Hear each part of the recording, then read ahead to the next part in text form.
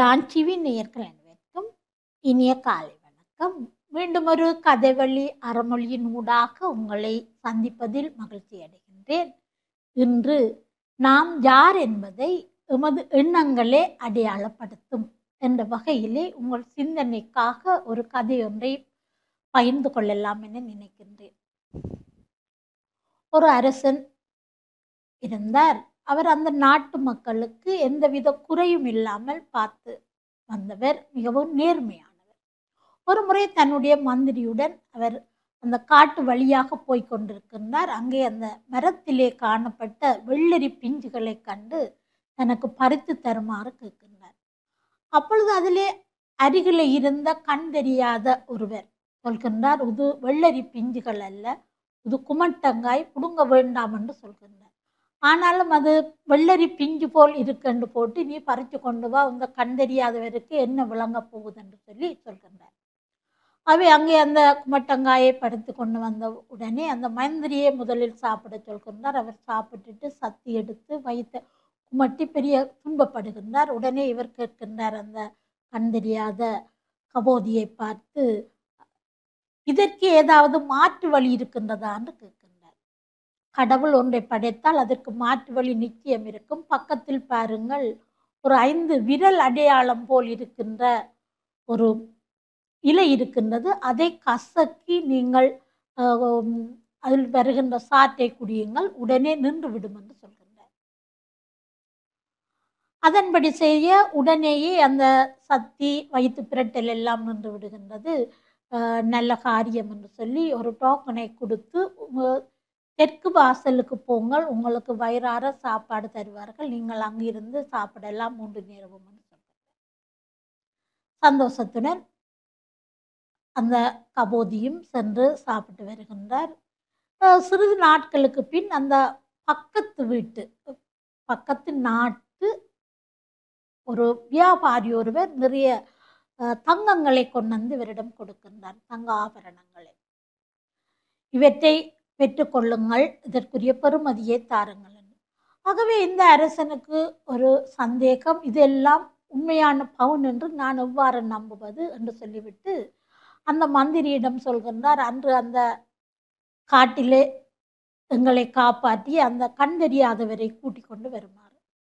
அவர் கொண்டு வந்தவுடன் சொல்கின்றார், இந்த நகைகளில் எல்லாம் தரமானதாக என்று பார்த்து சொல்லுங்கள் என்று சொல்லி சொல்கின்றார். அவர் சொல்கின்றார், எனக்கு ஒரு கண்ணாடி பாத்திரத்தை தாருங்கள் என்று, ஒரு கண்ணாடி ஒன்று தாருங்கள் என்று. அவர் அந்த பாத்திரத்தில் எல்லாவற்றையும் கழுவி விட்டு எடுத்து வெயிலில் வைக்கின்றார். சிறிது நேரத்தில் அவற்றை ஒன்று ஒன்றா தொட்டு பார்த்து 2 பகுதியாக அவற்றை வைக்கின்றார். ஒன்று தங்கம், ஒன்று அது கலப்படமான வேறு பொருட்கள் என்று சொல்லி போட்டு சொல்கின்றார். இவ்வளவும் தங்கம், இந்த அளவும் தங்கம் இல்லை என்று சொல்கின்றார். உடனே அந்த வியாபாரி ஒத்துக்கொண்டு அரசனிடம் மன்னிப்பு கேட்டுவிட்டு அந்த நகைகளை அரசிடமே கொடுத்து விட்டு போகின்றார். அப்பொழுது அவர் இன்னொரு டோக்கனை கொடுத்து, நீ கிழக்கு வாசலுக்கு போய் நன்றாக சாப்பிட்டு மகிழ்ச்சியாக இருக்குன்னு சொல்கின்றார். சிறிது காலத்தின் பின்பு அந்த அரசனுடைய மகனுக்கு திருமணம் பேசி அயல் நாடுகளிலிருந்து எல்லோரும் வருகின்றார்கள். அப்போ இந்த மந்திரியை கேட்கின்றார், எந்த நாட்டு அரசி இளவரசி சிறந்தவள் என்று. அவர் சொல்கின்றார், எல்லோருமே சிறந்தவர்களாகத்தான் இருக்கின்றார்கள் என்று. ஆகவே அந்த கபோதியை அழைத்து வா என்று சொல்லி சொல்கின்றார். இவரிடம் வந்து ஆலோசனை கேட்கின்றார். அதற்கு அவர் கூறுகின்றார், நீங்கள் பக்கத்து நாட்டை விட்டு அடுத்த நாட்டு பெண்ணை மனம் செய்து கொள்ளுங்கள் உங்களுடைய மகனுக்கு. ஏனென்று சொல்லி சொன்னால், பக்கத்து நாட்டிலிருந்து உங்களுக்கு வர்ற ஆபத்தை கூட அந்த அடுத்த நாடு உங்களுடன் சம்பந்தத்தில் இணைந்து கொள்வதன் மூலம் உங்களை காப்பாற்றும், உங்களுடைய நாடு பாதுகாப்பாக இருக்கும் என்று சொல்கின்றார். அது நல்ல யோசனை என்று சொல்லி அந்த பக்கத்து நாட்டை விட அடுத்த நாட்டு மன்னனின் மகளை தனது மகனுக்கு திருமணம் முடித்து கொடுக்கின்றார். நாடு நல்லாக இருக்கின்றது, எல்லோரும் மகிழ்ச்சியாக இருக்கின்றார்கள். ஆனாலும் இவருக்கு மனதிலே ஒரு தீராத கவலை. அழைக்கின்றார், இந்த கபோதியை அழைத்து கேட்கின்றார், நான் உன்னுடன் ரகசியமாக கதைக்க வேண்டும் என்றும். சரி என்று சொல்கின்றார்.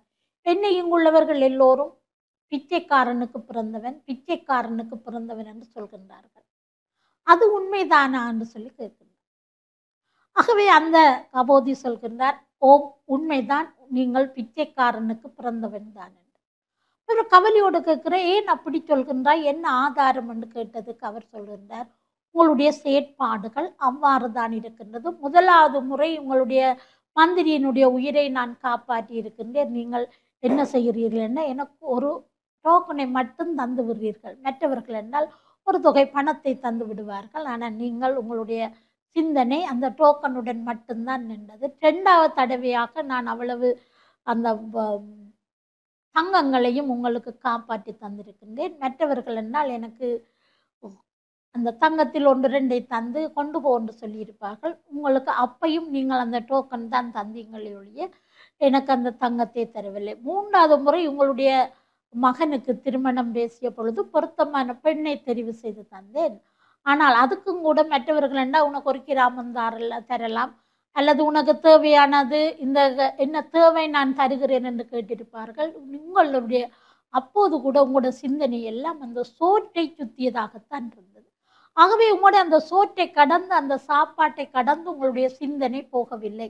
ஆகவே தான் உங்களுடைய சிந்தனைகள் நீங்கள் ஒரு அடிமட்டத்தில் உள்ளவர் மாதிரி உங்களுடைய சிந்தனை இருந்தவனால்தான் எல்லோரும் உங்களை அந்த இவ்வாறு சொல்கின்றார்கள், பிச்சைக்காரனுக்கு பிறந்தவன். ஆகவே அன்பானவர்களே, எங்களுடைய சிந்தனைகள் தான் எங்களை யார் என்பதை அறிமுகப்படுத்தும். ஆகவே அந்த கபோதி கூறியது போல எங்களுடைய எண்ணங்களை நாங்கள் மாற்றுவதன் மூலம் இந்த சமூகத்துக்கு பொருத்தப்பாடானவர்களாக அந்த எந்த நேரத்தில் என்ன செய்ய வேண்டுமோ அவற்றை செயற்படுத்தி நாங்கள் மகிழ்ச்சியாக மற்றவர்களின் ஏளனங்கள் இன்றி வாழ முடியும் என்று கூறி அந்த அருமையான வாய்ப்புக்கு நன்றி கூறி விடைபெறுகிறேன். நன்றி.